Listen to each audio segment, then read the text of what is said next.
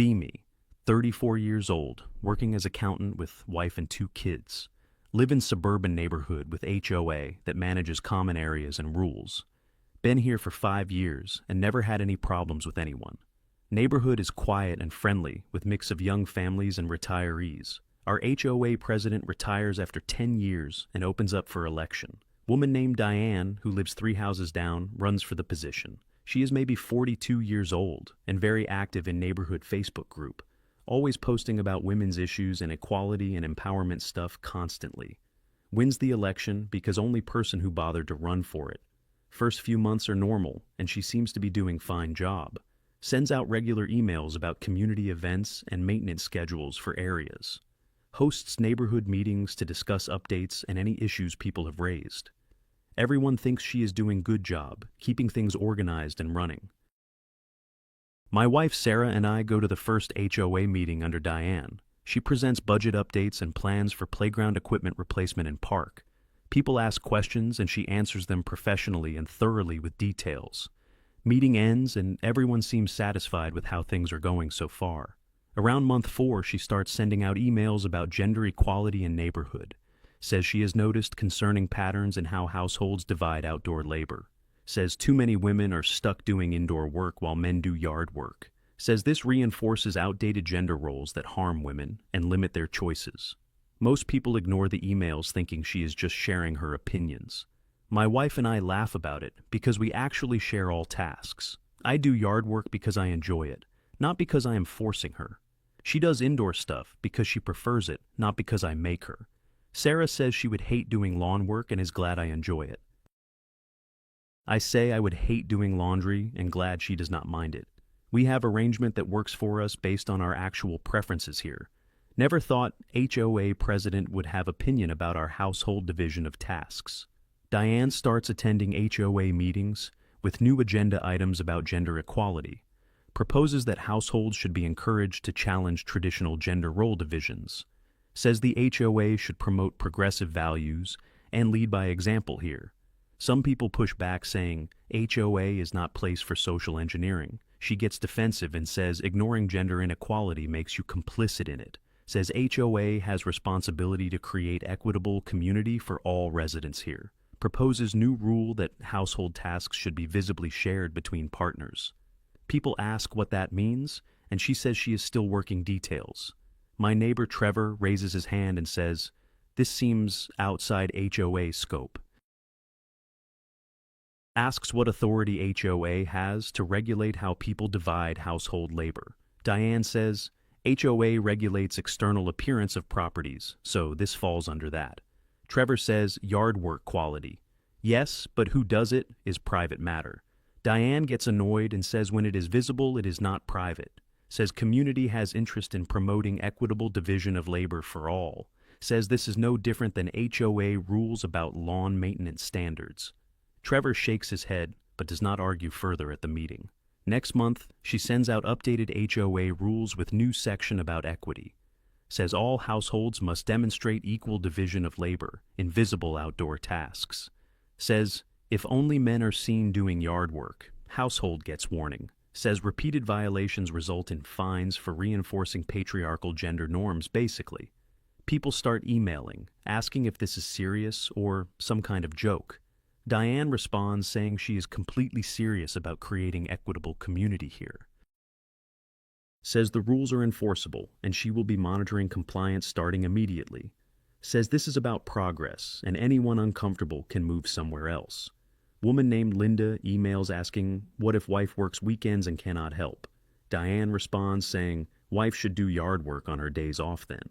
Linda says that is ridiculous and her husband enjoys doing the yard work.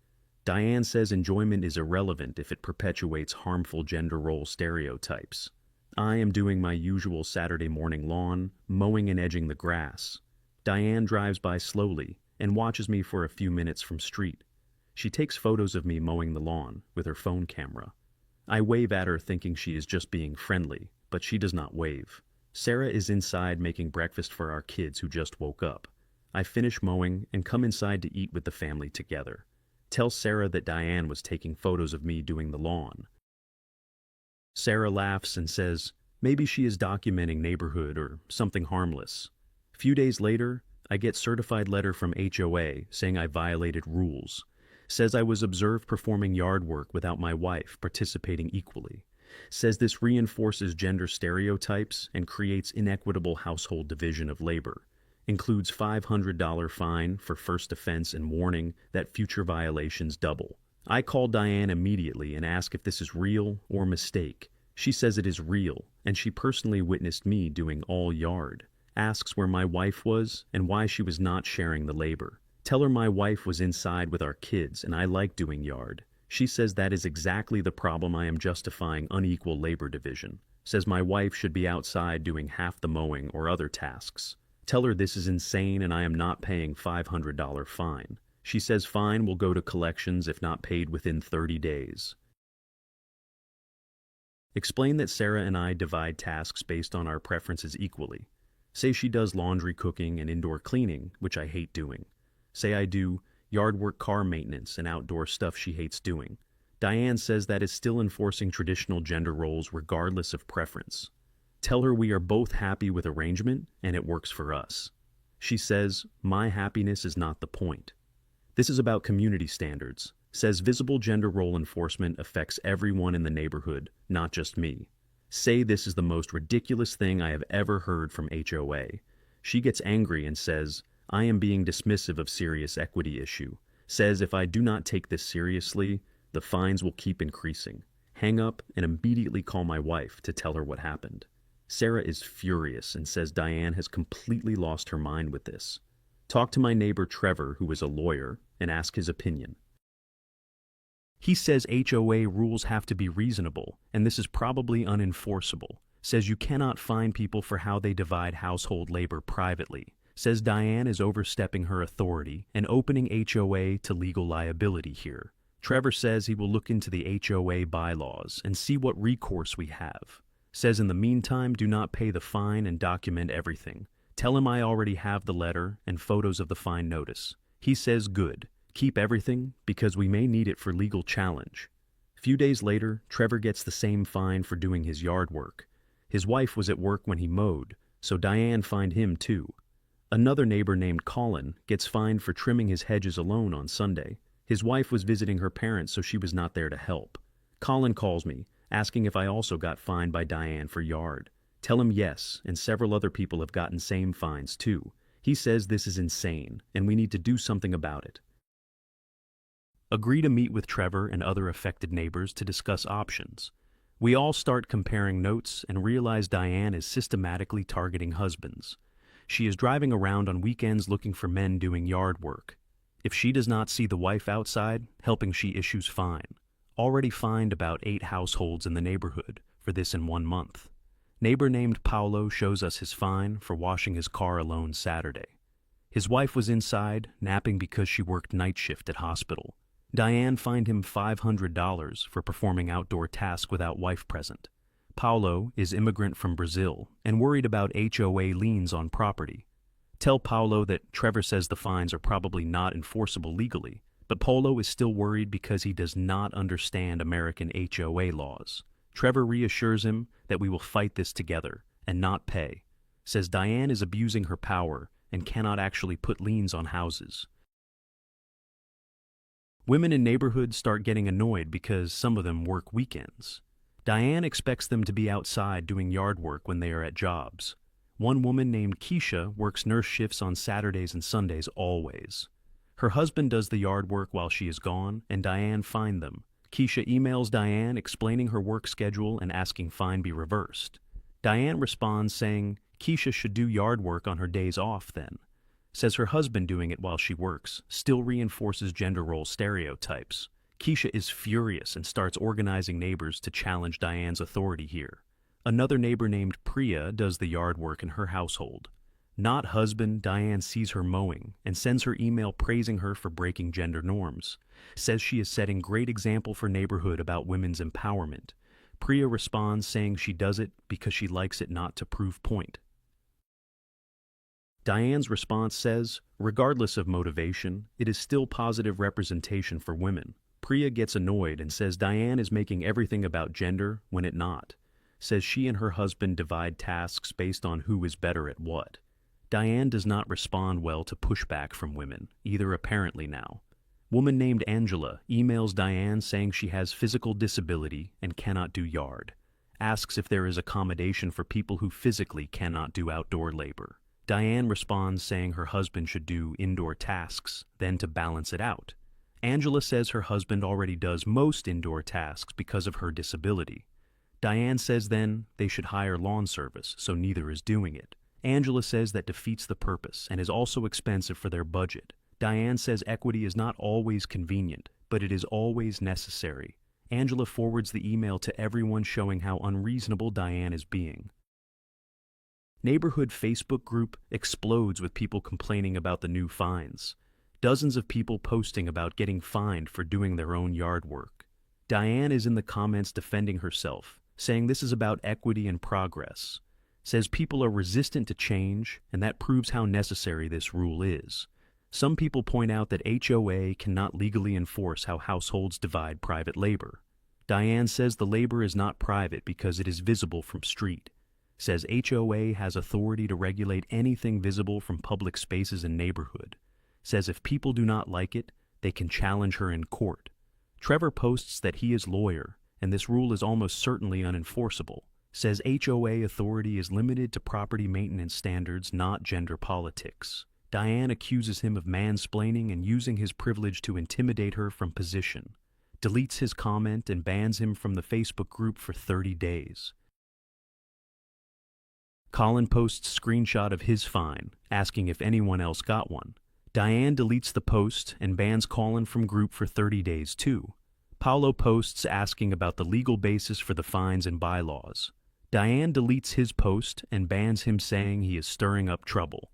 More people get banned from the group for disagreeing with Diane's fines. She is censoring anyone who challenges her authority or questions the rule. Group goes from 200 members to 50 members as people leave or get banned. The remaining members are mostly just Diane posting about gender equality every day. Someone creates a new Facebook group called Real Neighborhood Updates Without Diane.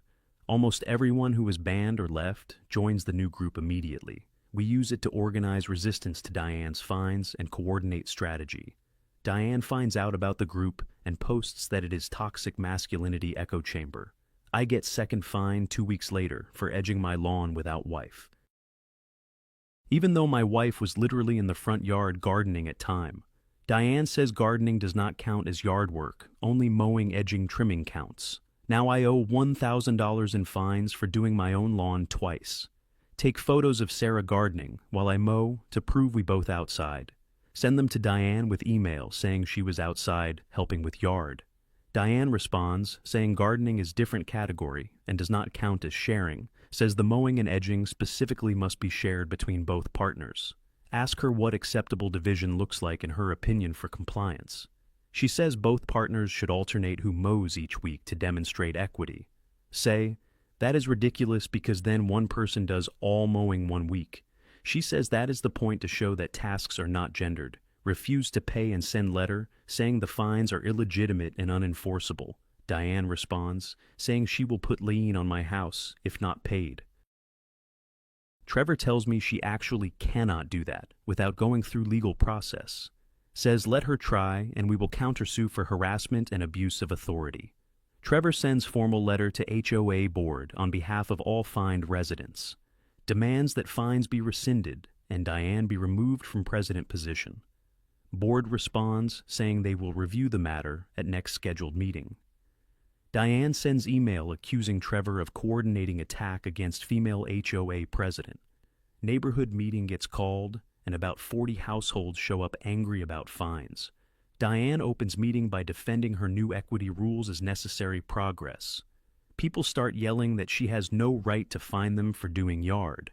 She bangs gavel and says she will end meeting if people cannot be respectful. Colin stands up and says his household division of labor is none of HOA business. Diane says it becomes HOA business when it is visible from street, reinforcing stereotypes. Colin says that logic means HOA can regulate anything anyone does outside then. Diane says yes if it violates community standards for equity and inclusion here. Trevor stands up and reads from HOA bylaws about scope of authority. Says bylaws limit HOA to property maintenance and common area management only. Says nothing in bylaws gives president authority to regulate household labor division. Diane says bylaws can be interpreted broadly to include equity concerns. Keisha stands up and explains her work schedule again and asks for accommodation. Diane says accommodations perpetuate the problem by excusing gender role compliance still.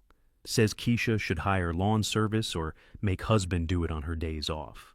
Keisha says that defeats the whole purpose if husband's still doing it anyway. Woman named Rosa stands up and says she does not want to do yard work. Says her husband enjoys it and she hates it, so they divide tasks accordingly. Diane says that is internalized misogyny, making her accept traditional gender role assignment. Rosa says Diane does not get to tell her what she should want to do. Rosa's husband stands up and says he hates doing laundry and cooking. Says Rosa does those tasks because she is better at them and enjoys them. Asks if HOA will find them for that invisible labor division too.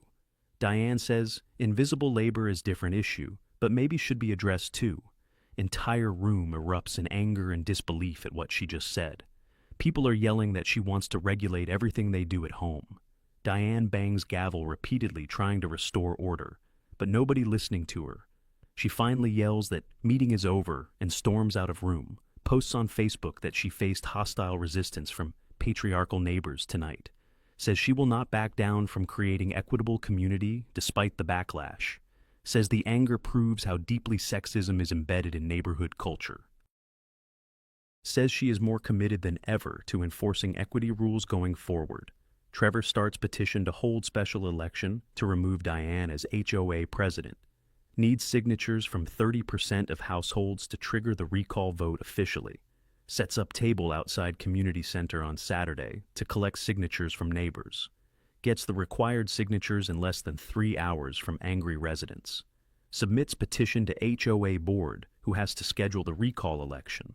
Board reviews petition and confirms it meets requirements for special election. Schedules vote for 3 weeks out with mail-in ballots sent to all households. Diane posts that she is victim of coordinated attack by fragile men in neighborhood.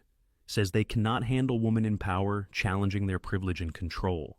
Says the recall is retaliation for her standing up for women and equity. Says this is exactly what happens when women try to create change.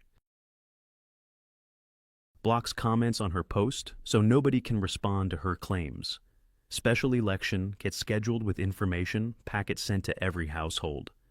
Packet includes statement from Diane defending her record as HOA president.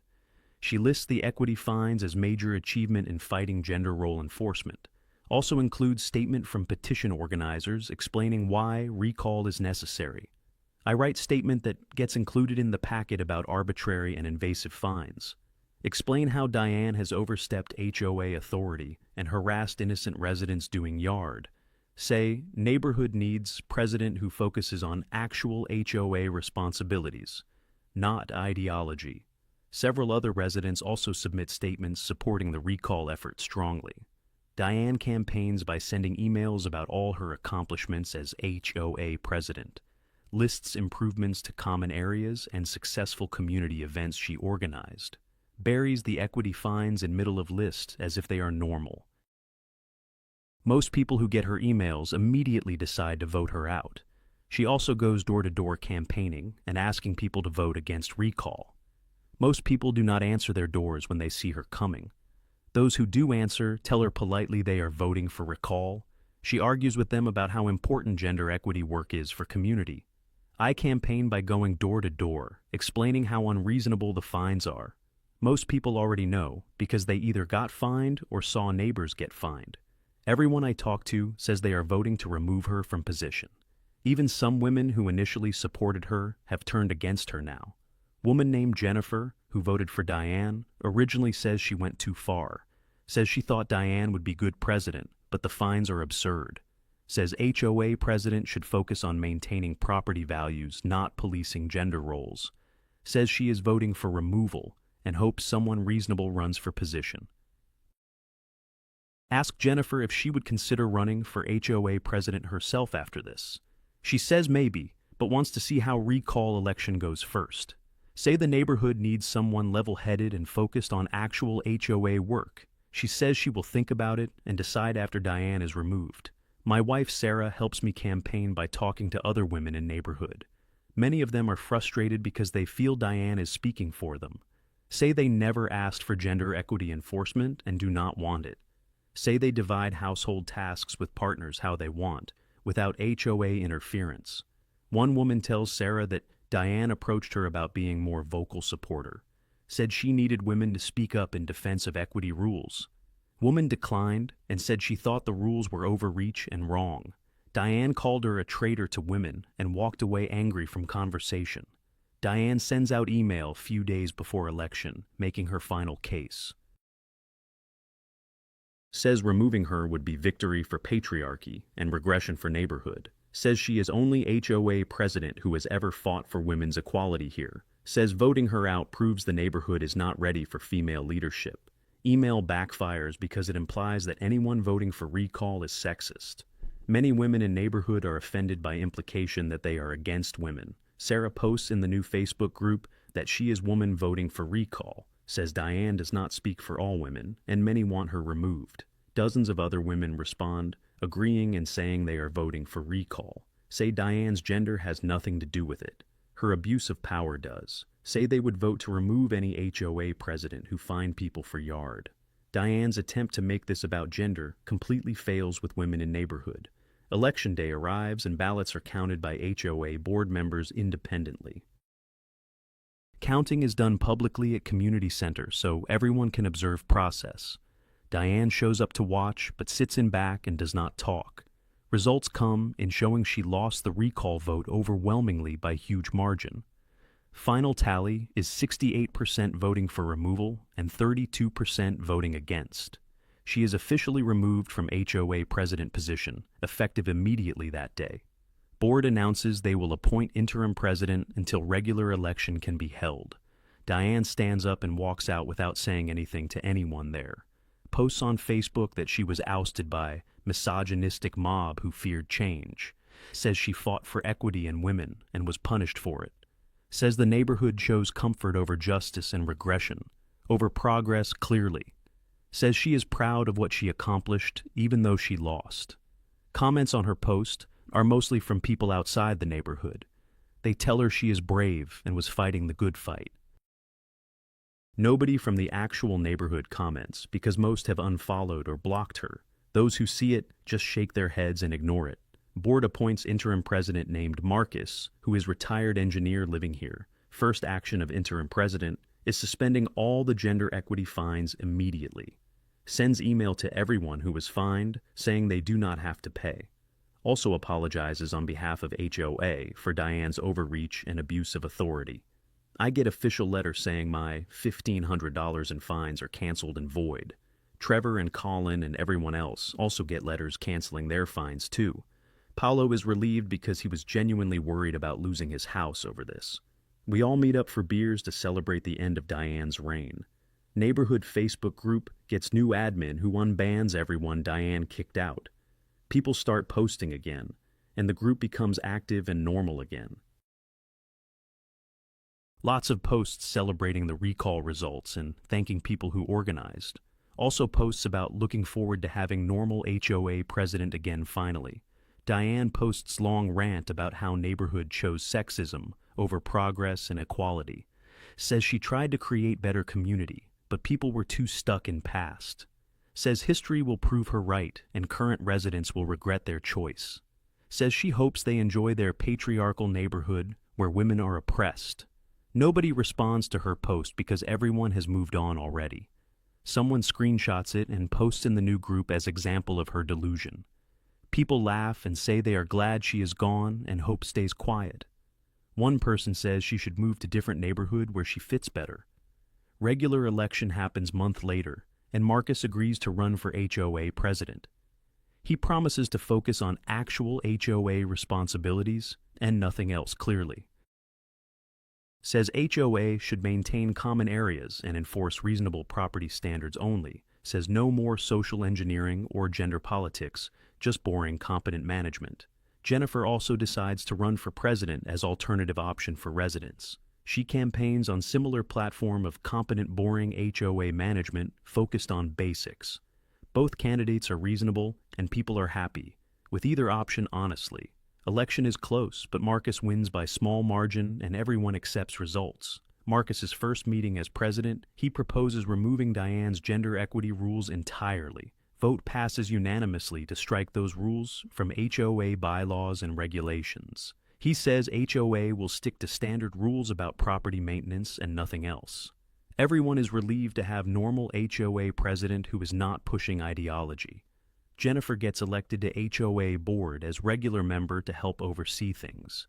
She works well with Marcus, and they focus on practical neighborhood issues.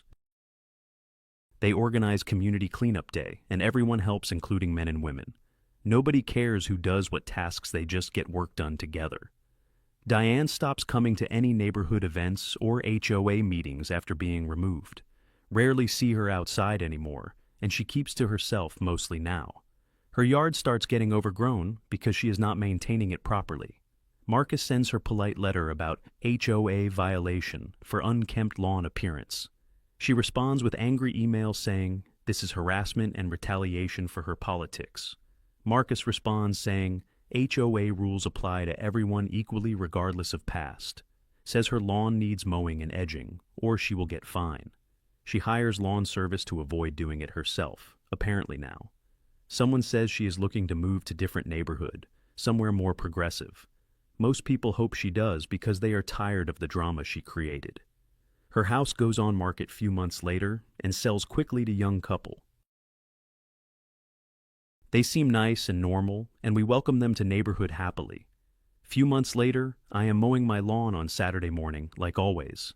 Sarah is inside doing laundry and making lunch for the kids who are playing. See Diane drive by slowly one last time before she moves out completely. She glares at me, doing the yard work alone without my wife. She does not stop or say anything, just gives me dirty look and drives. I wave at her cheerfully, knowing she has no power to find me anymore. She does not wave back, just keeps driving toward her house down street. That is the last time I see her before she moves out next week. My wife comes outside with lemonade and watches me finish mowing the grass. We both laugh about how insane Diane's fines were and glad she gone. She says she never wants to mow the lawn, and I am welcome to it. I say that is fine because I actually enjoy doing it every weekend. Tell Sarah I am glad we can divide tasks however we want now. She says me too, and she is happy doing the indoor stuff she prefers. We kiss and she goes back inside while I finish edging the lawn. Feel grateful to live in neighborhood where HOA focuses on actual responsibilities. Think about how Diane destroyed her position and reputation over ideology and control. She had chance to be good HOA president, but made it about gender war. Alienated entire neighborhood by trying to force her beliefs on everyone else. Lost everything because she could not accept that people can divide tasks however works. The neighborhood is peaceful again without her constant gender policing and surveillance. People do their yard work however they want without fear of fines or judgment. Women who work weekends do not have to worry about HOA president harassing them. Men who enjoy yard work can do it without being accused of enforcing patriarchy. Some new neighbors moved in and we warned them about what happened with Diane. They laugh and say, that sounds crazy and glad. She is not president anymore. Say they chose this neighborhood because it seemed normal and well-maintained, not political. We assure them Marcus is boring and competent, which is exactly what HOA needs. New neighbors are couple named David and Michelle with 2 young kids. David asks if he can mow his own lawn or if that causes problems. Laugh and tell him the whole story about Diane's equity fines disaster. He cannot believe it and says he is glad that is over now. Michelle says she works from home and David works in office downtown. Say they plan to divide tasks based on schedule and preferences like normal. Tell them nobody cares how they divide tasks as long as lawn gets mowed. They are relieved and say this seems like great neighborhood to raise family. Year later, and Diane moved out to different city and different state entirely. Heard through the grapevine she is involved in local politics there now. probably trying to implement same gender equity policies in new place, sadly. Feel bad for whoever has to deal with her ideology and overreach there. Marcus is still HOA president and doing great job with boring competence. No drama, no controversy, just regular maintenance and community events throughout year. Property values have stayed stable, and neighborhood is peaceful and happy overall. People joke that boring HOA president is exactly what we needed after Diane. See my neighbors doing yard work on weekends and nobody cares who does it. Some households have husband doing it. Some have wife doing it. Some alternate. Some hire services and some do it together as family activity. Everyone just does what works for them, without HOA interference or judgment. My kids are getting older and starting to help with yard work now too. Teach them how to mow safely and edge properly along the driveway. They complain, but I tell them it is part of being in family. Sarah laughs and says, maybe they will enjoy it when they older like me. Think about how close the neighborhood came to being destroyed by ideology. Diane's gender equity crusade could have torn community apart permanently if continued, but neighbors came together and fought back through democratic process peacefully, proved that people will not tolerate abuse of power even when wrapped in progressive language. Sometimes using HOA president position to enforce gender politics destroys your authority completely. Sometimes fining people for how they divide household labor gets you voted out fast. Sometimes trying to social engineer a neighborhood backfires when people fight back together. And sometimes HOA president who finds husbands for yard work gets destroyed when vote happens.